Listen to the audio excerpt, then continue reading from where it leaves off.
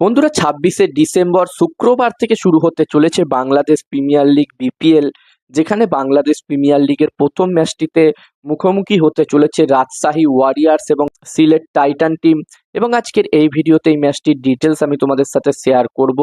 এই ম্যাচটির জন্য এই দুটি টিমের স্কোয়াড কিরকম হয়েছে এই বছরের বিপিএলে, এবং বন্ধুরা এই ম্যাচটির টস প্রেডিকশন, ম্যাচ প্রেডিকশন আমি তোমাদের সাথে শেয়ার করব। তোমাদেরকে বলবো তোমরা ভিডিওটাকে স্কিপ করো না, পুরো ভিডিওটা দেখো। ভিডিওটা ভালো লাগলে অবশ্যই একটা লাইক করো, আর এরকম ম্যাচ প্রেডিকশনের ভিডিও দেখতে চাইলে চ্যানেলটিকে সাবস্ক্রাইব তোমরা করে নিতে। টিমের কথা বলি, যেখানে বন্ধুরা এই টিমটির কাছে খুবই ভালো ভালো প্লেয়ার্স আছে এই বছরে, যেখানে এই টিমটির কাছে আফিফ হোসেন, অ্যাঞ্জেলো ম্যাথুস, মঈন আলী, স্যাম আয়ুব, মেহেদি হাসান মিরাজ, আজমাতুল্লাহ, উমার সাই, মোহাম্মদ আমিরের মতো প্লেয়ার আছে।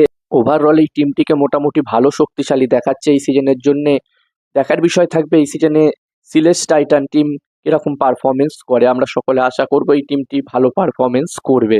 অন্যদিকে রাজশাহী ওয়ারিয়ার্স টিমের কথা বললে এই টিমটিও খুবই শক্তিশালী দেখাচ্ছে, যেখানে এই টিমটির কাছে নাজমুল হাসান শান্ত, তানজিম হাসান তামিম, পাথুম নিশাঙ্কা, মোহাম্মদ নাবাস, জিমি নিসাম, মুশফিকুর রহিম, তানজিম হাসান, সাকিবের মতো প্লেয়ার আছে। ওভারঅল এই টিমটিকেও কিন্তু খুবই শক্তিশালী দেখাচ্ছে। তো এখানে আমরা আশা করব এই দুটি টিমের মধ্যেই প্রথম ম্যাচটিতেই দারুণ একটি ম্যাচ আমরা দেখতে পাবো।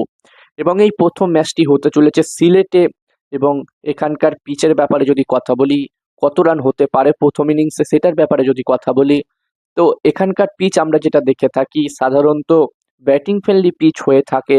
তবে বন্ধুরা এখানে স্পিন বোলারদের জন্য অল্প হলেও সুবিধা থাকে পিচে।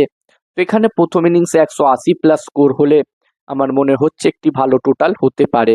যদিও বন্ধুরা এই সিজনের এটা প্রথম ম্যাচ হতে চলেছে, তো দেখার বিষয় থাকবে এই সিজনের জন্য সিলেটের পিচ কেমন রাখা হয়। আশা করবো এখানে ব্যাটিং ফ্রেন্ডলি পিচই রাখা হবে।